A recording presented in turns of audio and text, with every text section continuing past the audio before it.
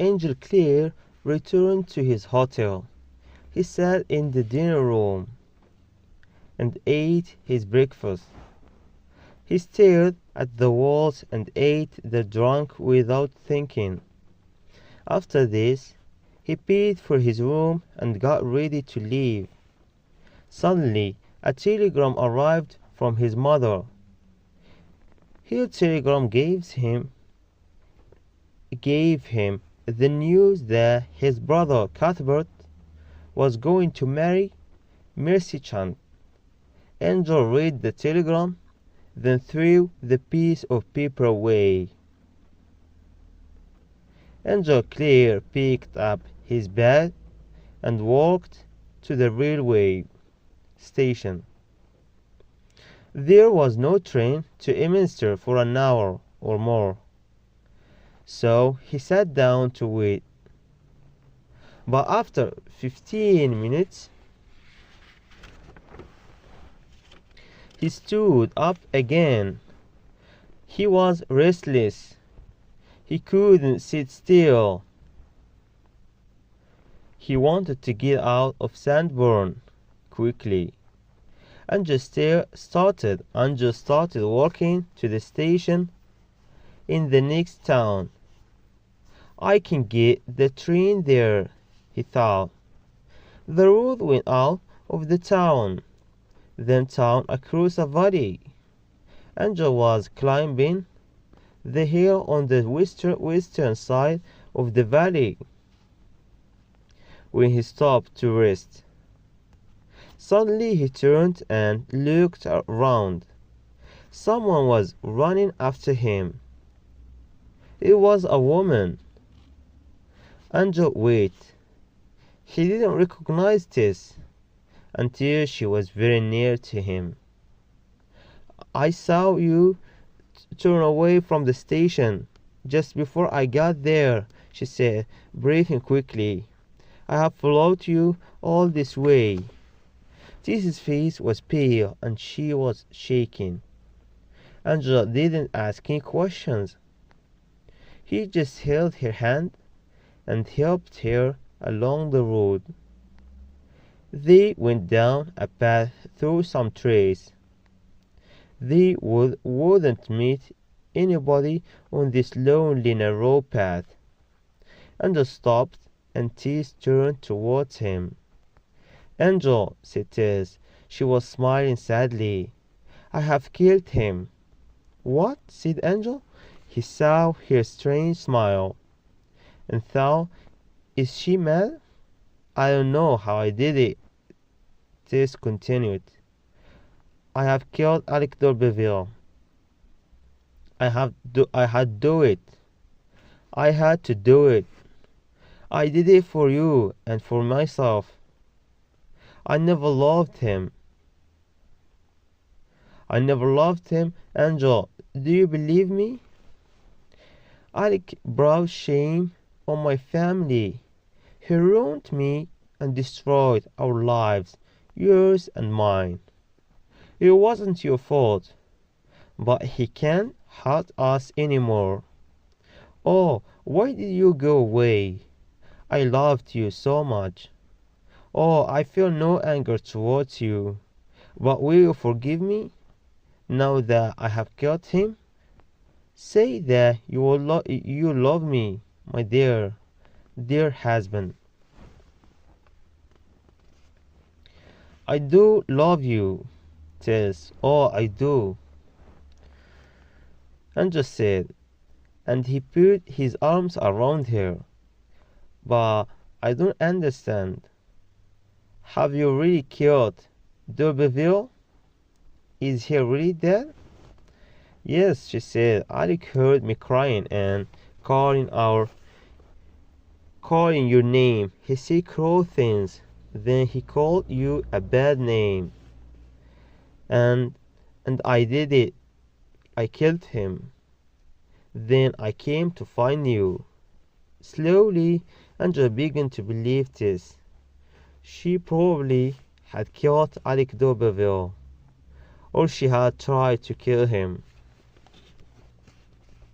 My darling Tess's love, for me is so strong, Angel thought.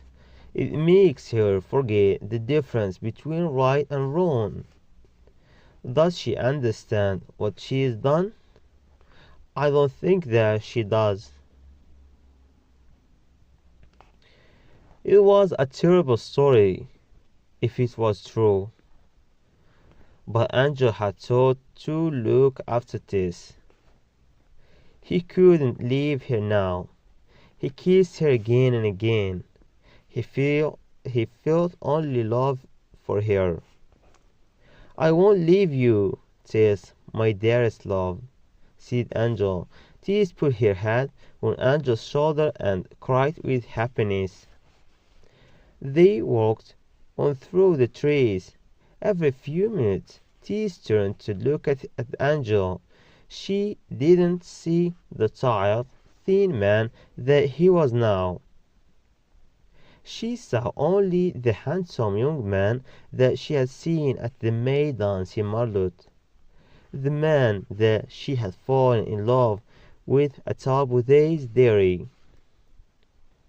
Angel didn't go towards the railway station in the next town. Instead, he took her further into the woods. After several miles, Tess asked, "Where are we going?" "I don't know," said Angel. "Perhaps we will find some lodgings this evening.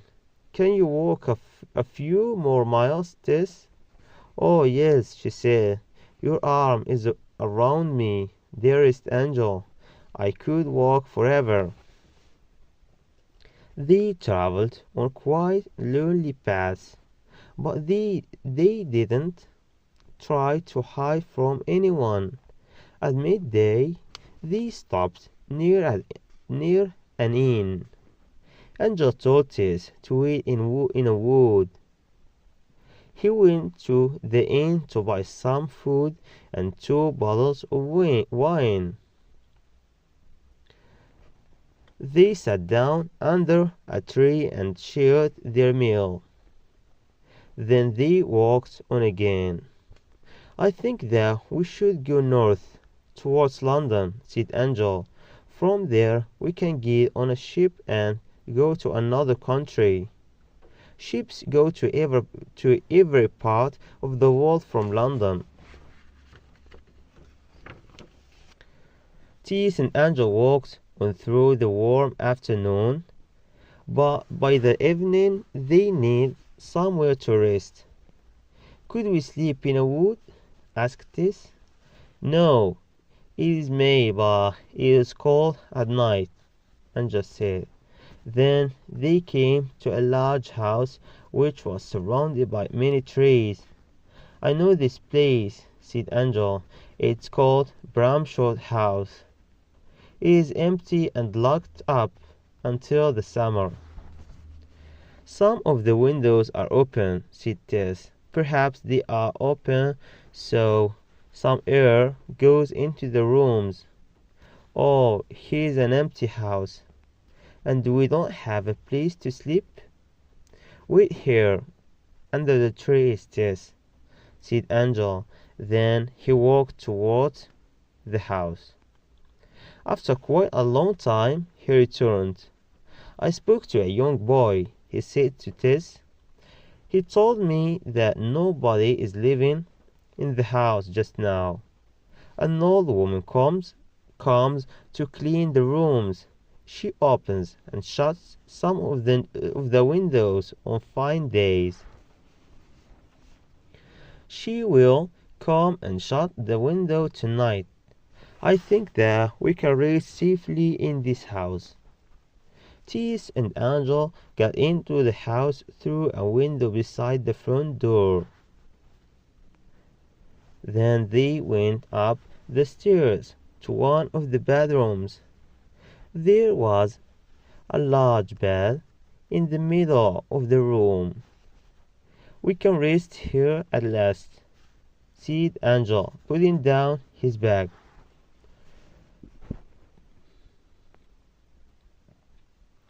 At 6:30 that evening, the old woman came to shut the windows. Tess and Angel sat quietly and listened until she went away again. Then they ate the rest of their food before lying on the bed. The night was strangely quiet.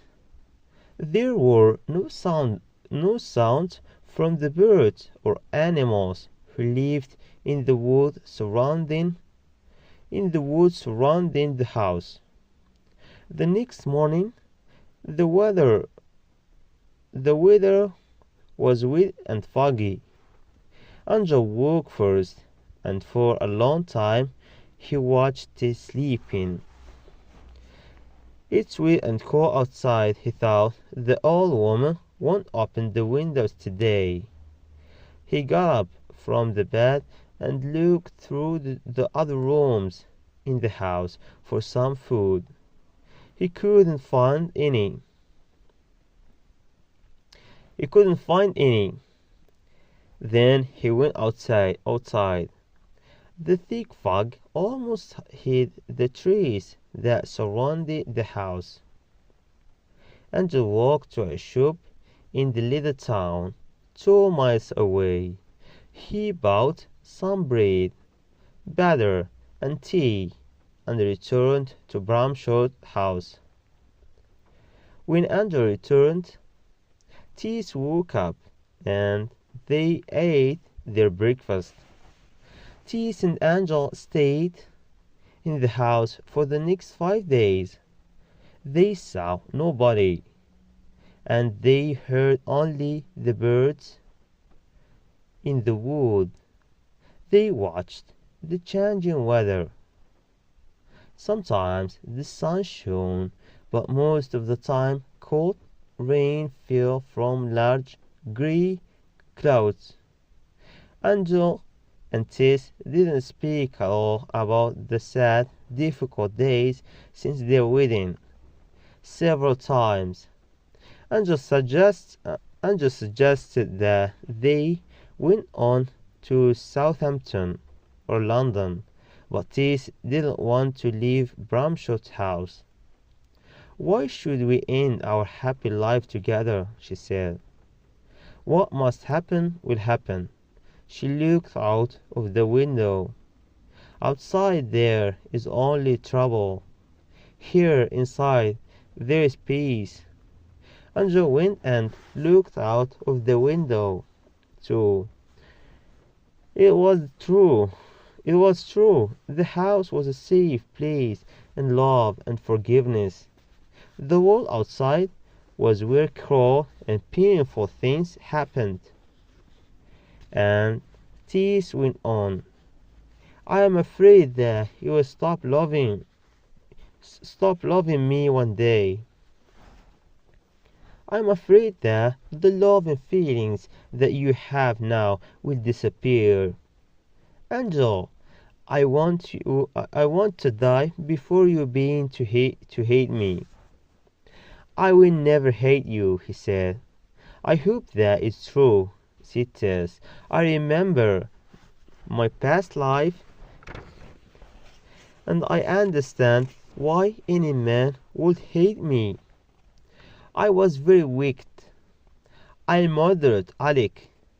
I must have been mad when I killed him."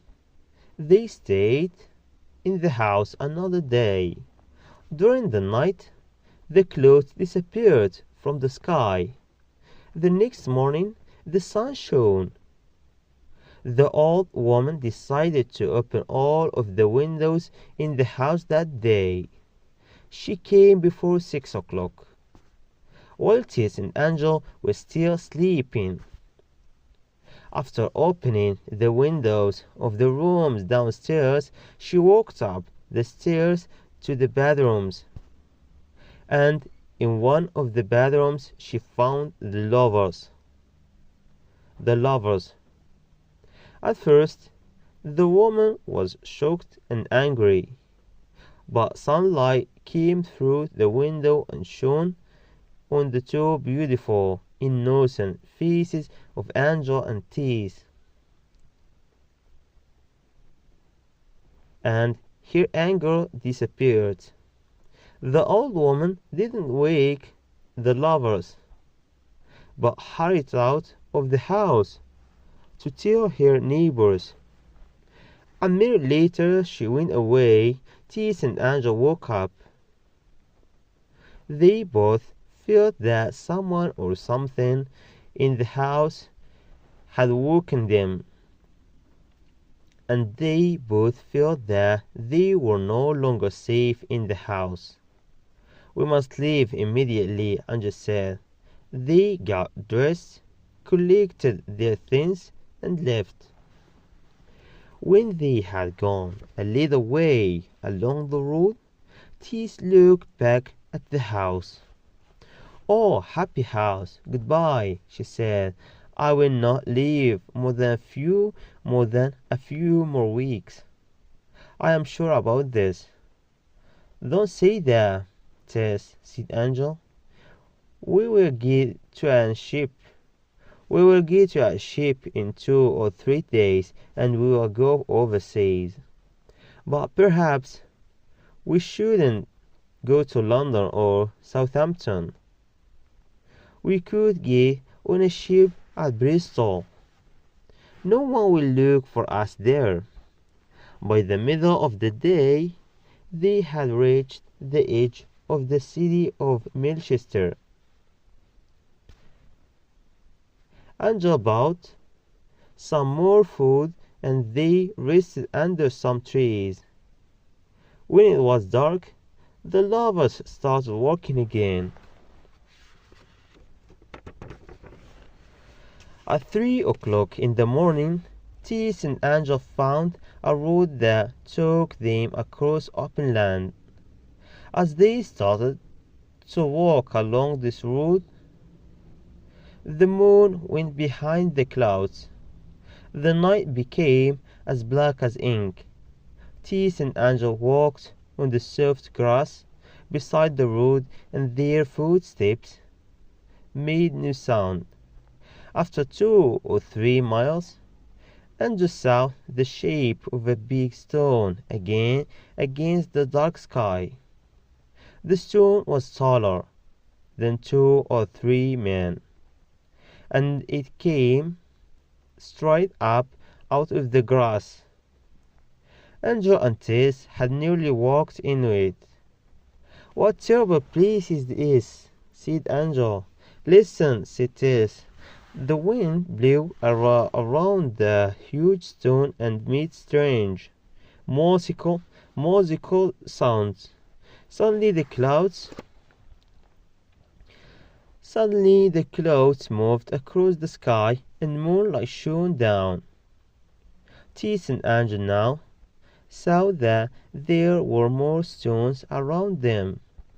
Several of the pairs of tall stones had a third enormous stone lying across the tops of them.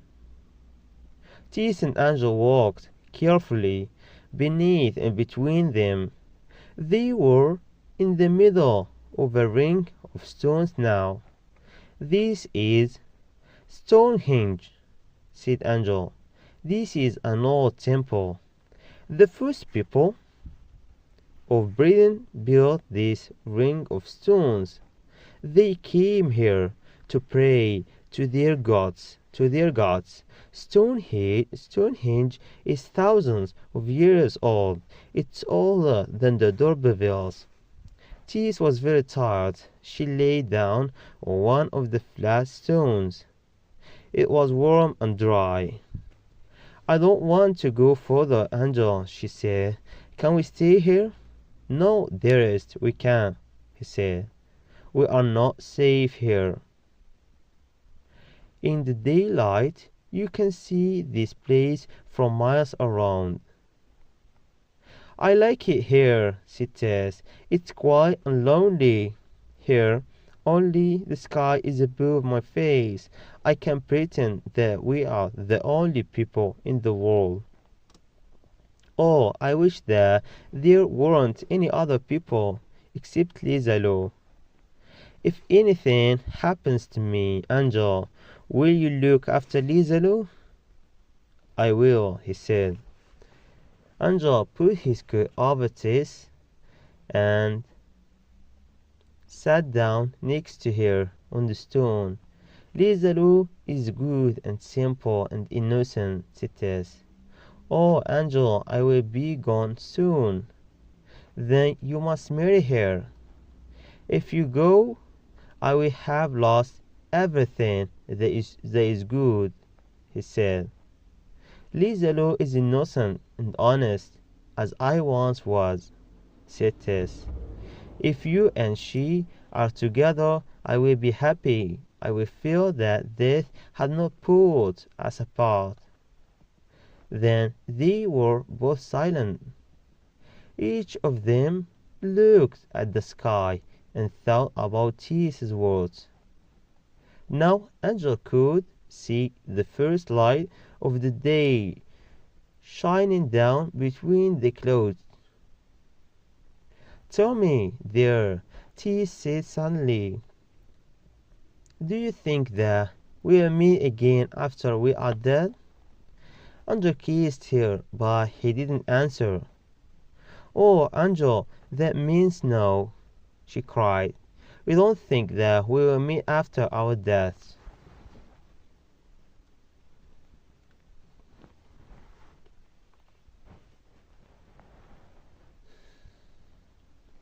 And I wanted to see you again more than anything. Are you sure that we will never be together again? We love each other so much. Angel couldn't answer her, and they were silent again. After a minute or two, Tess fell asleep. As time passed, the wind became quiet and the sky became lighter.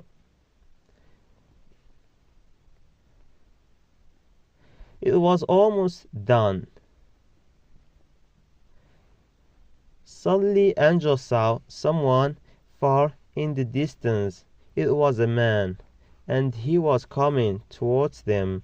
Angel wished that they had gone to Bristol, but it was too late now.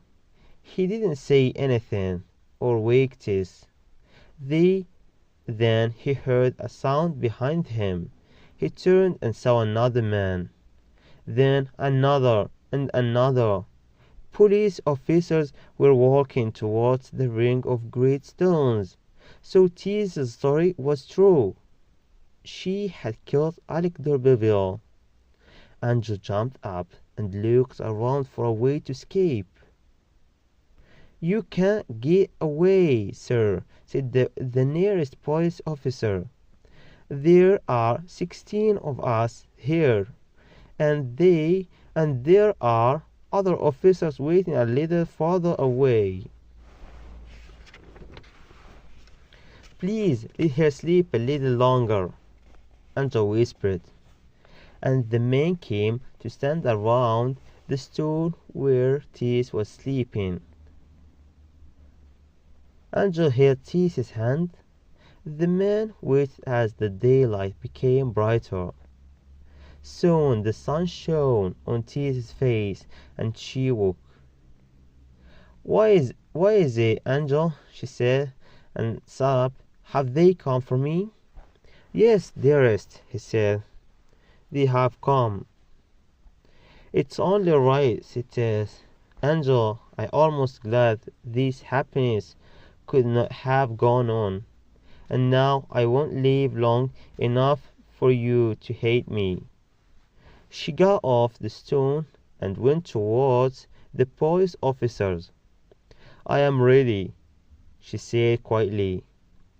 On a warm morning in July, the sun shone down on the fine old city of Wintoncester. It was the beginning of a busy market day.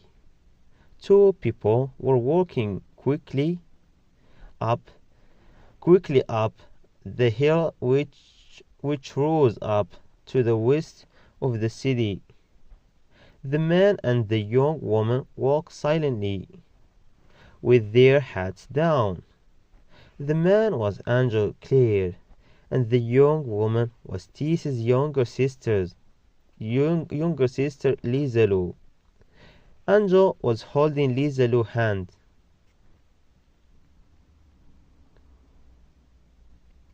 When they were near the top of the great West Hill, the bells in the city's clocks rang 8 times. 8 o'clock.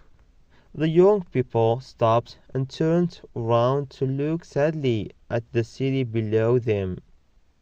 They could see the tall buildings of Wintominster Cathedral and the college, and they could see the prison. The prison was a large building made of red bricks, and it had a grey roof. Below the roof were rows of small windows with iron bars across them. A tall post was fixed to the roof of the prison.